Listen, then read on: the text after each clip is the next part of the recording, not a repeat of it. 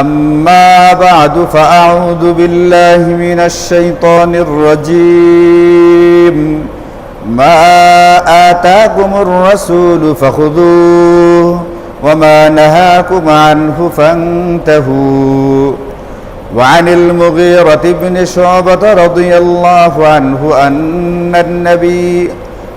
النبي صلى الله عليه وسلم كان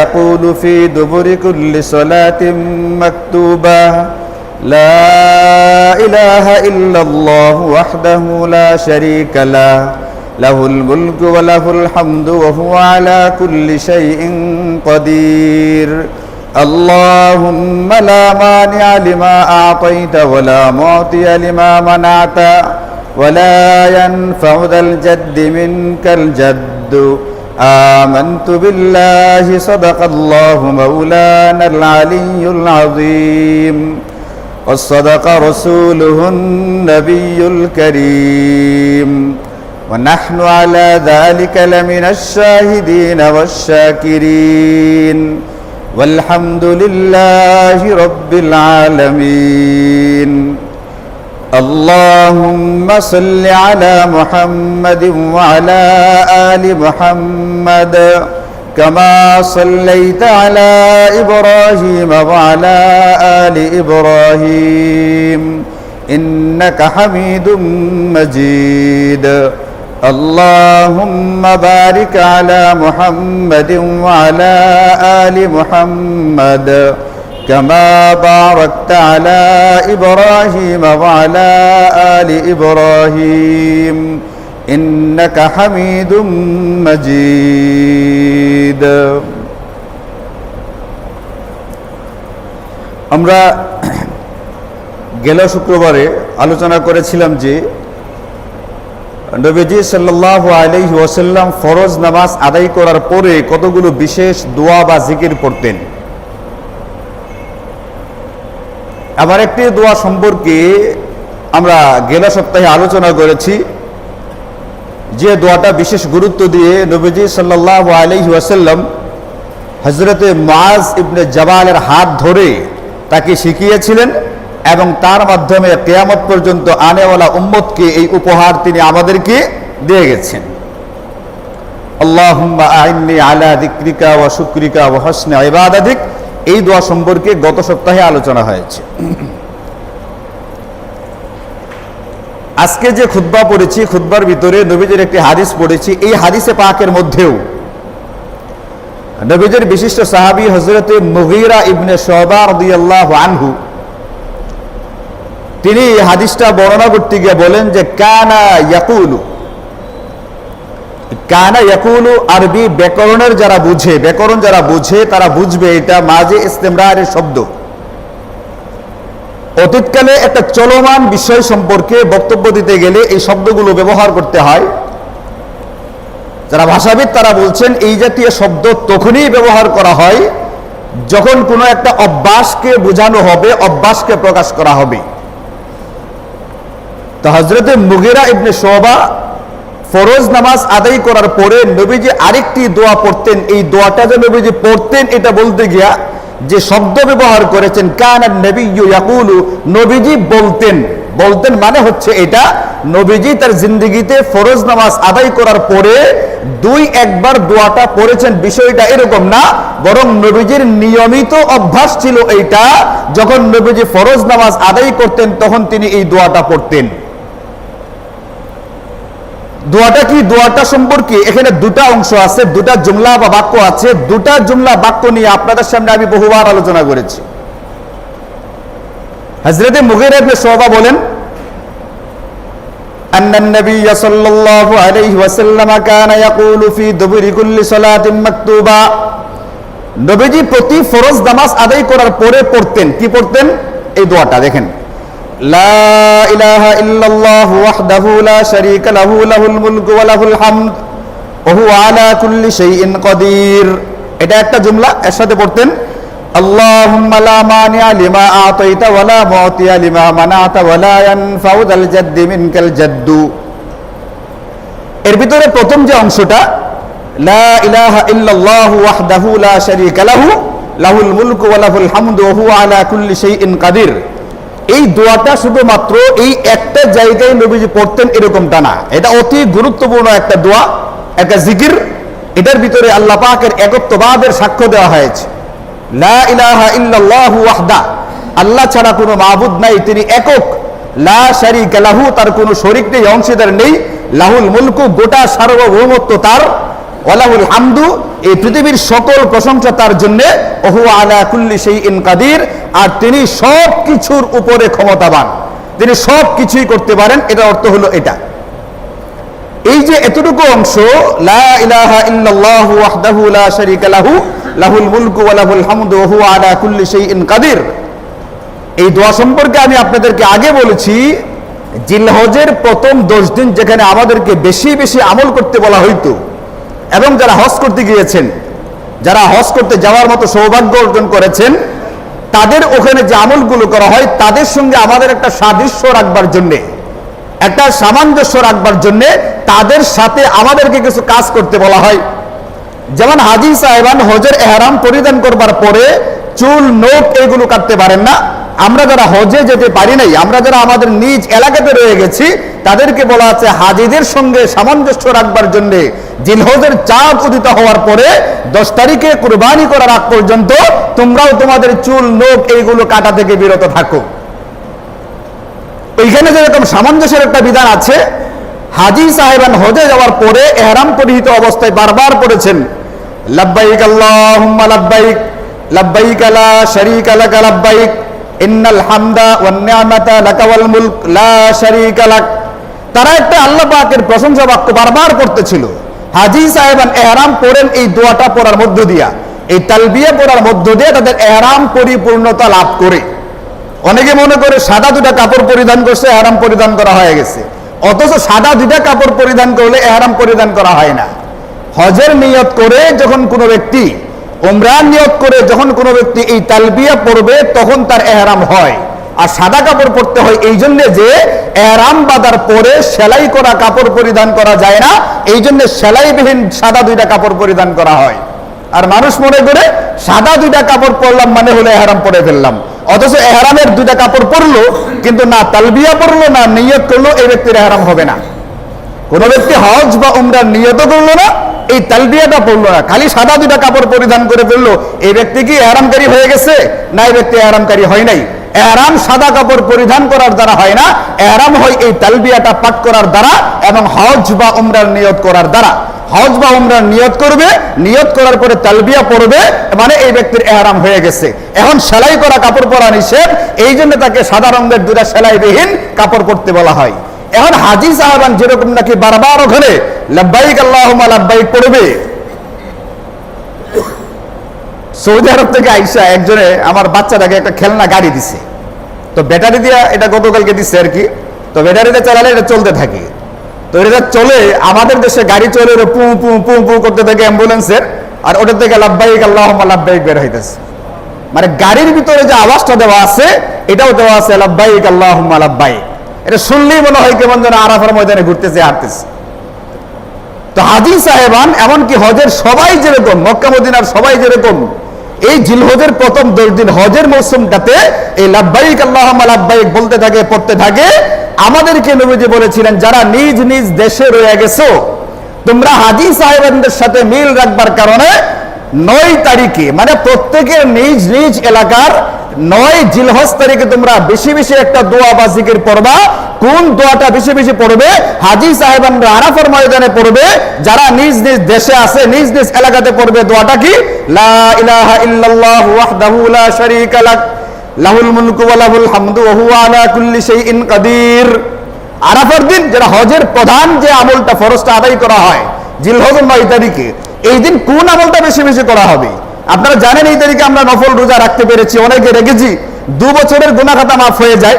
রাখার জন্য উৎসাহিত করা আছে, নবীজি নিজে উৎসাহিত করেছেন। এবং এই দিন বেশি জিকির আজকার পড়বে, বলে জিকির আজকারের ভিতরে সবচেয়ে বেশি কোনটা পড়বে? বলে পড়তে বলা হয়েছে এইটা, লা ইলাহা ইল্লাল্লাহু ওয়াহদাহু লা শারীকা লাহু লাহুল মুলকু ওয়া লাহুল হামদু ওয়া হুয়া আলা কুল্লি শাইইন কাদির। এই জন্য এতটুকু অংশ, এই যে জুমলাটা, এটা আমার আপনার ইমানের জন্য অত্যন্ত জরুরি একটা বিষয়।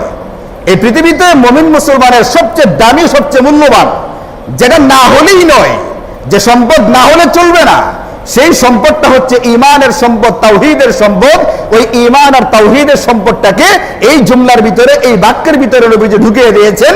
এই জন্য প্রতি ফরজ নামাজের পরে তিনি একবার এই দোয়াটা পড়তেন। বাকি সাথে যে অংশটা পড়তেন, এটা হচ্ছে প্রায় সময় বিভিন্ন জায়গায় নবীজি দিয়েছেন। যেমন আরাফার দিন আমাদেরকে পড়তে বলেছেন বেশি বেশি।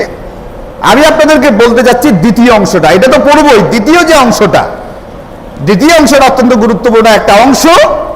আমরা যেটা মনে করি থাকি, আমাদের দিন ইসলাম, দিন ধর্ম যেটা আছে, এটা শুধুমাত্র পরকালের সাথে সম্পর্কিত একটা বিষয়। কিন্তু কোনো মানুষ যদি চিন্তা করে পড়ে, চিন্তা করে বুঝবার চেষ্টা করে, আল্লাহ তাআলা কোরআনে কারীমে এই জন্য অনেক জায়গাতে এটা বলছেন, আফালা ইয়াতাদাব্বারুন, এরা কি চিন্তা করে না, এরা কি বুঝবার চেষ্টা করে না? আফালা তাআকিলুন, আফালা ইয়াকিলুন, বারবার আল্লাহ বলেছেন, এরা কেন চিন্তা করে না, কেন বুঝবার চেষ্টা করে না? যদি বুঝতো, যদি চিন্তা করতো, যদি কোরআনে কারীমের তেলাওয়াতের সুযোগ হইতো, যদি কোরআনে কারীমের তরজমাটা পড়ার চেষ্টা করতো, যদি কোরআনে কারীমের সহজ সাবলীল আমাদের নিজ মাতৃভাষায় করা অনুদিত কোনো একটা তাফসীরের কিতাব তারা পড়তো, তাহলে তারা দেখতো এই কোরআনে কারীমের ভিতরে, নবীজির হাদিসে পাকের ভিতরে আমাদের জন্য শুধুমাত্র পরকালের সম্পদ রাখা হয় নাই, এই দুনিয়ার সমস্ত সম্পদ, দুনিয়ার যা যা আমার দরকার, সমস্ত সুখ শান্তি এই কোরআন এবং সুন্নাহর ভিতরে রেখে দেওয়া আছে। নবীজি শিখাইছেন ফরজ নামাজের পরে দোয়া, নবীজি নিজে পড়তেন। পড়তেন মানে হচ্ছে আমাদেরকে শেখাবার জন্য পড়তেন, তোমরা এটা পড়ো, তোমাদের এটার ভিতরে দুনিয়াতে অনেক বড় সম্পদ রেখে দেওয়া আছে। কি আছে এর ভিতরে দেখেন, নবীজি দোয়াটা পড়তেন, আল্লাহুম্মা লা মানিআ লিমা আতাইতা ওয়া লা মুআতিয়া লিমা মানাতা ওয়া লা ইয়ানফাউ যাল জাদ্দি মিনকাল জাদ্দু। এতটুকু একটা দোয়া। এটা অর্থ হচ্ছে, হে আল্লাহ, লা মানিআ লিমা আতাইতা, তুমি আমাকে যে অবস্থার মুখোমুখি করবে, তুমি আমাকে যে অবস্থার সামনে নিয়ে ফেলবে, এটা অসুখ বিসুখ হতে পারে, রোড অ্যাক্সিডেন্ট হতে পারে, বিপদ আপদ হতে পারে, প্রচন্ড গরমের মধ্যে লোডশেডিং এর শিকার হওয়া হতে পারে, বিভিন্ন রকমের অসুবিধা হতে পারে। তুমি দুনিয়াতে যে কষ্টের ভিতরেই পড়বে, নবীজি দোয়া শিখাইছেন, লা মানিআ লিমা আতাইতা, আল্লাহ তুমি আমাকে যে অবস্থার মুখোমুখি করবে, এই অবস্থাটাকে ফিরাইবার মতো, এটাকে দূরে সরিয়ে দেওয়ার মতো, এটাকে প্রতিরোধ করবার মতো কোনো শক্তি এই পৃথিবীতে নাই। এর মানে যে অবস্থার মুখোমুখি আমি হব, যেটা তাকদীরে লেখা আছে, যে বিপদ আমার উপর আসবে, যে অসুখ বিসুখ আসবে, যে সংকট আমার উপরে আসবে, যে অভাব আসবে, এটাকে ফিরাইবার কোনো ক্ষমতা শক্তি এই পৃথিবীর কারো কাছে নাই। যেটা আসবার ওটা আসবেই, সে তার সমস্ত শক্তি নিয়েই আমার কাছে আসবে। নবীজি শিখাইছেন, ওয়ালা মুআতিয়া লিমা মানাতা, আর তুমি যা দিবা না, এ আল্লাহ, যে অর্থ সম্পদ তুমি আমাকে দিবা না, যে ক্ষমতা তুমি আমাকে দিবা না, যে সুস্বাস্থ্য তুমি আমাকে দিবা না, যে সৌন্দর্য আমাকে দিবা না, যে সুখ শান্তি তুমি আমাকে দিবা না, যেটা তুমি দিবা না, এটা পৃথিবীর লা মুআতিয়া কোনো দেনেওয়ালা নাই, পৃথিবীর কোনো শক্তি আমাকে দিতে পারবে না। তাহলে যেটা তুমি আমার মুখোমুখি করবে, আমাকে যে অবস্থায় ফেলবে, এটাকে ফিরাইবার কোনো ক্ষমতা নাই। আর যে অবস্থা তুমি আমাকে দিবে, এটাকে রুখবার মতো কোনো শক্তি এই পৃথিবীতে আল্লাহ তাআলা রাখেন নাই। নবীজি এই দোয়াটা পড়তেন, শেষে বেলায় বলতেন, ওয়ালা ইয়ানফাউ যাল জাদ্দি মিনকাল জাদ্দু, এই পৃথিবীর কোন বংশ মর্যাদাওয়ালা, কোন বংশ যে উচ্চ বংশের অধিকারী, এই ব্যক্তিকে তার বংশ মর্যাদা রক্ষা করতে পারবে না। এই পৃথিবীর কোন সম্পদশালী বিত্তশালীকে তার বিত্ত কোন আযাব আর গজব, অসুখ আর বিসুখ, বিপদ আপদ থেকে হেফাজত করতে পারবে না। এই যে দোয়াটা আমাদেরকে শেখানো আছে, এই দোয়াটা আমাদেরকে মুখে পড়তে বলা আছে। নবীজি নিজে প্রতি ফরজ নামাজের পরে, ফি দুবরি কুল্লি সালাতিন মাকতুবা, প্রতি ফরজ নামাজের পরে নবীজি দোয়াটা পড়তেন, হে আল্লাহ, তুমি আমাকে যে জিনিস দিবা, এটাকে কেউ ফিরাইতে পারবে না, আর যেটা দিবে না, এটা দুনিয়ার কেউ আমাকে দিতে পারবে না, দুনিয়ার অর্থবিত্ত কোনো বিত্তশালীকে হেফাজত করতে পারবে না। এই দোয়াটা নবীজি আমাদেরকে মুখে পড়তে বলেছেন প্রত্যেক ফরজ নামাজের পরে, কারণ ফরজ নামাজের পরে দোয়া কবুল হয়ে থাকে। এখন যদি কোনো ব্যক্তি দোয়াটা মুখে দৈনিক পড়তেই থাকে 5 ওয়াক্ত ফরজ নামাজের পরে, দৈনিক 5 বার পড়বে, সপ্তাহে 535 বার হবে, মাসে আরো বেশি হবে, বছরে আরো বেশি হবে। এটা পড়তে পড়তে যদি কোনো ব্যক্তির দিল দিমাগের ভিতরে এই দোয়ার অর্থটা বসে যায়, যদি কোনো ব্যক্তির অন্তরের ভিতরে এই দোয়ার অর্থটা, মূল জিনিসটা বসে যায়, তাহলে এই ব্যক্তিটা অগ্নিকুণ্ডের ভিতরে থাকবে, কিন্তু তার অন্তরে কোনো রকমের কষ্ট অনুভব হবে না। কারণ সে জানে আমি অগ্নিকাণ্ডের ভিতরে এসেছি, আমি অগ্নিকুণ্ডের ভিতরে পড়ে গেছি। কারণ আল্লাহ পাক আগেই আমাকে শিখাইছেন, নবী আমাকে শিখাইছেন, আল্লাহ পাক যে অবস্থার মুখোমুখি আমার হওয়ার কথা এটা দুনিয়ার কেউ আমাকে ফিরাইতে পারবে না। কাজী আল্লাহ পাক তাকদীরে লিখে রেখেছেন অগ্নিকুণ্ডের ভিতরে থাকতে হবে, ওখানে আমাকে যেতেই হবে। এখানে রাগ গুসা করার, এখানে পেরেশান হওয়ার, হতাশ হওয়ার কোনো কারণ নাই। যে বিপদে পতিত হবে, বিপদে পতিত হওয়ার পরেও সে নিজেকে এই বলে সান্ত্বনা দেবে, আমি তো প্রত্যেক ফরজ নামাজের পরে পড়তেছি এটা, আল্লাহুম্মা লা মানি আলিমা আতাইতা, হে আল্লাহ যে অবস্থার মুখোমুখি আমার হওয়ার কথা এটাকে কেউ কোনোদিন ফেরাইতে পারবে না, এটা আমার হওয়ারই কথা ছিল, এই কথা চিন্তা করবে আর তার দিল দিমাগ থেকে পেরেশানিগুলো দূর হয়ে যাবে। কিন্তু আমাদের সমাজে না আছে 5 ওয়াক্ত ফরজ নামাজ, আর না আছে এই দোয়া পড়ার আমল। রেজাল্ট, ফলাফল কি হয়? গতকাল কেন পরশু দিনে পত্রিকা পড়লাম, একজন পুলিশ কর্মকর্তা নিজের অস্ত্র দিয়ে নিজেকে শেষ করে ফেলেছে, আত্মহত্যা করেছে। পরের দিন সকালবেলায় তার দেহরক্ষীর লাশ পাওয়া গেছে। একজন সরকারি কর্মকর্তা, কর্মচারী যার কাছে সরকারি অস্ত্র ছিল, একজন পুলিশের কর্মকর্তা। আমাদের দেশে একটা সরকারি চাকরিকে সোনার হরিণ মনে করা হয়। একটা চাকরির জন্য 5 লাখ, 10 লাখ, 12 লক্ষ, 15 লক্ষ টাকা ঘুষ লেনদেন করা হয়ে থাকে। 15 লক্ষ টাকা দিয়ে হলেও চাকরিটা পাইতে চায়। এত দামি মূল্যবান মনে করা হয় যে চাকরিকে, এই চাকরি তার ছিল। সে একজন সরকারি চাকরিজীবী, এরপরেও নিজের অস্ত্র দিয়ে নিজে কেন আত্মহত্যা করতে গেল? কারণ তার দিল দিমাগের ভিতরে এটা ছিল না, আমি যে পেরেশানির ভিতরে আছি, আমি যে কষ্টের ভিতরে আছি, এটা সে মনে করছে আমার উপরেই আসছে, অন্য কারো উপরে আসে নাই। অথচ তার উপরে যে কষ্ট আসছে আল্লাহ পাক আগে থেকে তার তাকদীরে লিখে রেখেছেন। তাকদীরের প্রতি যদি বিশ্বাস থেকে থাকতো, এই জন্য নবীজি হাদিসে পাকের ভিতরে বলেন লিকুল্লি শাইইন হাকিকা, প্রত্যেকটা জিনিসের একটা বাস্তবতা বা হাকিকত থাকে, প্রত্যেকটা জিনিসের একটা মূল বিষয় থাকে। আমা বালাগা আব্দুল হাকিকাতাল ঈমান, আর কোন ব্যক্তি ঈমানের হাকিকত পর্যন্ত, ঈমানের বাস্তবতা পর্যন্ত পৌঁছতে পারবে না যতক্ষণ না হাত্তা ইয়ালামা, সে এই কথা বিশ্বাস করবে, মনে প্রাণে দৃঢ় বিশ্বাস রাখতে হবে, আন্নামা আসাবাহু লাম ইয়াকুন লিয়ুখতিয়াহু, তার উপরে যে বিপদ এসেছে, যে পেরেশানি এসেছে, আরে কোন একটা পেরেশানির কারণেই তো আত্মহত্যা করেছে, তাই না? এরকম আত্মহত্যা একটা দুটা না। আমি আপনাদেরকে আগেও বলেছি, জরিপের রেকর্ড অনুযায়ী, জরিপ অনুযায়ী, হিসাব অনুযায়ী প্রতি 2 মিনিটে 3 জন মানুষ পৃথিবীতে আত্মহত্যা করে। প্রতি 2 মিনিটে 3 জন মানুষ আত্মহত্যা করে। কেন আত্মহত্যা করে? তারা দুনিয়ার মানসিক রোগীদের যে ঔষধ আছে, ঔষধগুলোর পিছনে ঘুরে বেড়ায়। এই ঔষধ কখনো কাজ করে, কখনো কাজ করে না। এই ঔষধের পার্শ্ব প্রতিক্রিয়া আছে, কিন্তু আসমান থেকে যে আসমানি ঔষধটা, যে মহা ঔষধটা আমাদেরকে দেওয়া ছিল, স্বয়ং আল্লাহ তার রাসূলের মাধ্যমে আমাদেরকে দিয়েছিলেন, টেনশনের, বিষণ্ণতার, দুশ্চিন্তার, ডিপ্রেশনের ওই মূল ঔষধটা তারা গ্রহণ করে নাই। এই জন্য প্রতি 2 মিনিটে 3 জন মানুষ আত্মহত্যা করে। নবীজি শিখাইছিলেন আল্লাহুম্মা লা মানি আলিমা আতাইতা, যে পেরেশানি আমার উপরে আসবে, যে বিপদ আমার উপরে আসবে, এটা আসবারই কথা, এটাকে ফেরাইবার কোনো শক্তি নাই। এই জন্য নবীজি বলছেন, তুমি ঈমানের মজা বুঝতে চাও, ঈমানের হাকিকত বুঝতে চাও, ঈমান কি জিনিস? খালি মুখে মুখে বললাম আমি আব্দুর রহমান, আমি আব্দুর রহিম, আমি আব্দুল জব্বার, এতটুকু তারা মুসলমান হবে না।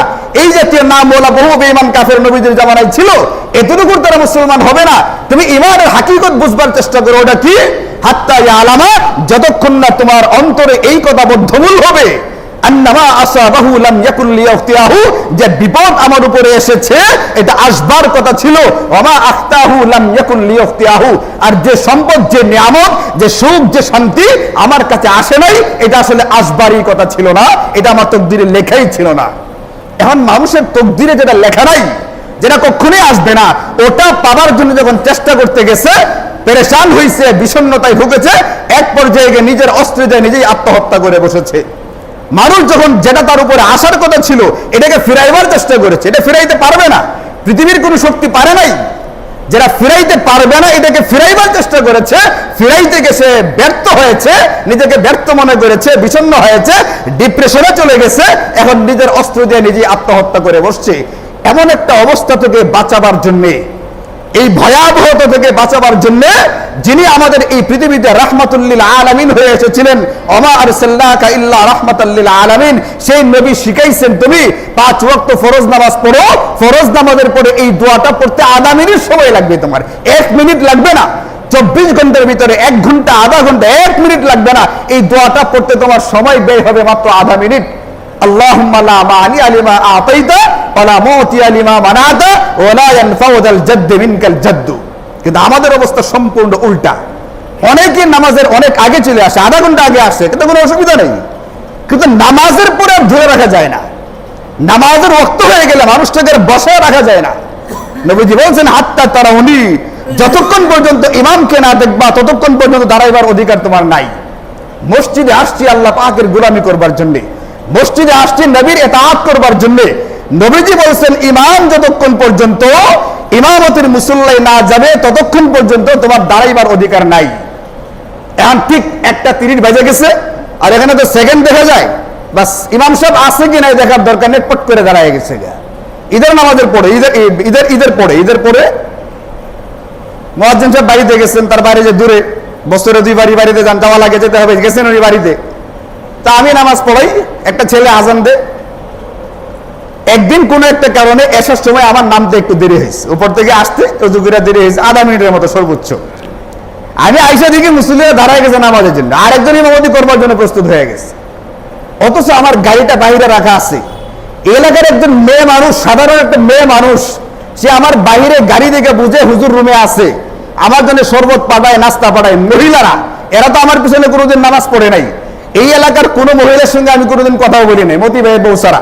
তার সাথে মাঝে মাঝে কথা বলতে হয়, টাকা পয়সা চাই, এই জন্য কথা বলি। কোনো মহিলার সাথে আমার কথা হয় না। তারা আমার গাড়ি দিকে বুঝে আমি মসজিদে আছি, আমি আমার রুমে আছি। মুসল্লিরা আমার পিছনে নামাজ পড়ে, তারা কি জানে না গাড়িটা যেহেতু এখানে আছে, হুজুর রুমে আছে, একটু খোঁজ নেওয়া দরকার। উনি কি কোনো কারণে বেহুশ হয়ে পড়ে আছে, অসুস্থ হয়ে গেছে, না কোনো সমস্যা, না বাথরুমে গেছে, আগে তো খবর না, পরে আমাদের জন্য দাঁড়াবে। গাড়িটা আসছে দেখার পরেও তারা দাঁড়ায় গেছে নামাজ পড়ার জন্য। এত তাড়াহুড়া কিসের? আপনি তো মসজিদের ভিতরে বসা, নামাজ শুরু হবার আগ পর্যন্ত বসা থাকবেন, আপনার একটু লস নাই। আপনার আমলনামায় নেকি লেখা হবে নামাজের। বান্দা যখন নামাজের অপেক্ষা করে, তার আমলনামায় নামাজের সওয়াব লেখা হয়। নামাজ শেষ হবে, মসজিদ থেকে বের হবেন, আপনার আমলনামায় নেকি লেখা বন্ধ হবে। নামাজ শেষ হবে, বের হবেন, আপনি লসের ভিতরে থাকবেন। আর নামাজ না কইরা 2 মিনিট 1 মিনিট দেরি হলে আপনি লসের মধ্যে থাকবেন না, লাভের ভিতরেই আছেন। আধা ঘন্টা আগে যখন আসছেন তখন আপনার তাড়াহুড়া নাই, নামাজের সময় হয়ে গেছে, আপনার তাড়াহুড়া আগেই দাঁড়ায় গেছেন। নবীজির সুন্নতকে পুরো আপনি ডিঙ্গায় ফেললেন, নবীজির হাদিসকে পিছনে রেখে দাঁড়ায় গেলেন। বারবার এই মাসালা বলা হয়েছে, ইমাম সাহেব দাঁড়াইবার আগে আপনাদের দাঁড়াইবার অনুমতি নেই, আপনি আগেই দাঁড়ায় গেছেন। নামাজ পড়া হয়ে গেছে, নামাজ পড়বার পরে নবীজি শিখাইছেন মহা ঔষধ।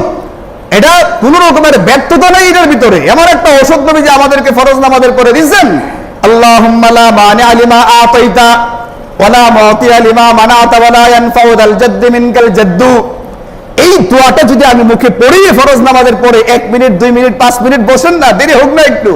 ফরজ নামাজের পরে কয়েকটা ছেলে আমাকে বলে, হুজুর একবার আমরা করছি কি, কয়েকজন বেড়ার মতো দিয়ে বসে গেছি, দেখবেন যে অমুক কেমনে বের হয়, মানে এক মুসল্লি খুব দ্রুত বের হয়ে যায়। ফরজ নামাজের পরে আমরা মনে করেন যে দোয়া দরুদ পড়ে সুন্নাত শুরু করতে করতে তার সুন্নাত শেষ, বের হয়ে যাবে। আর পোলাপানে দুষ্টামি করতে গিয়ে তারা একটা বেড়া দিয়ে রাখছে, যে আজকে কেমনে যায় দেখবো কেমনে। উনি বলে হুজুর আমরা চতুর্দিকে বেড়া দেওয়ার পরও ব্যক্তিকে আটকাইতে পারলাম না, কোনো না কোনো ফাঁক খুঁজে উনি বের হয়ে যায়। এত কেন তাড়াহুড়া করা হবে? নবীজি বলছেন ফরজ নামাজের পরে একটু থাকো মসজিদে। বেশি গরম পড়লে কি মসজিদে দেরি করা হয় না? একটু দেরি করা হয়, একটু দেরি করেন। নবীজি 2-4টা দোয়া শিখাইছেন, দোয়াগুলো পড়ার চেষ্টা করেন। এটা আমার আপনার জীবনের জন্য, এই যে ডিপ্রেশন বা বিষণ্ণতা, এই যে আপনার দুশ্চিন্তা, যে কারণে মানুষ আত্মহত্যার মতো ভয়ঙ্কর সিদ্ধান্ত পর্যন্ত গ্রহণ করে, এই ভয়াবহ অবস্থা থেকে আমাকে আপনাকে হেফাজত করবে। আমি আপনি অর্থ সংকটের ভিতরে থাকবো, আমি আপনি অসুখ বিসুখের ভিতরে থাকবো, আমি আপনি বিভিন্ন রকমের জায় ঝামেলা মামলা মোকদ্দমার ভিতরে থাকবো, কিন্তু এরপরও দিলে মনে হবে কোনো রকমের কষ্ট নাই। এই অবস্থাটা তৈরি করবার জন্য নবীজি আমাদেরকে মহা মেডিসিন, মহা ওষুধ দিয়ে রাখছেন, আল্লাহুম্মা লা মানিআ লিমা আতাইতা ওয়ালা মুতিয়া লিমা মানাতা ওয়ালা ইয়ানফাউ যাল জাদ্দ মিনকাল জাদ্দ। নবীজি প্রতি ফরজ নামাজের পরে এই দোয়া করতেন। নবীজিকে ক্ষতি করবে এমন পৃথিবীর কোনো শক্তি ছিল না। আল্লাহু ইয়াসিমুকা মিনান নাস, আল্লাহ কুরআনে কারীমের ভিতরে আয়াত লিখে রাখছেন, আয়াত দিয়ে রাখছেন, আল্লাহ তাআলা আপনাকে হেফাজত করবে মানুষের ক্ষতি থেকে। আল্লাহ তার হেফাজত করবেন, তার এই পৃথিবীতে ক্ষতি করার কোনো শক্তি ছিল না। এরপরেও নবীজি এই দোয়াগুলো পড়তেন আমাদেরকে শিখাবার জন্য। এগুলো আমাদের মুখস্থ করার দরকার আছে, এইগুলো আমাদের পড়ার দরকার আছে। এই জন্য আল্লাহ তাআলা আমাদের সকলকে 5 ওয়াক্ত ফরজ নামাজ আদায় করবার তৌফিক দান করুন, এবং 5 ওয়াক্ত ফরজ নামাজের পরে নবীজি শিখানো এই দোয়াটা, যেটা নবীজি নিয়মিত পড়তেন, এটাও পড়ার তৌফিক দান করুন।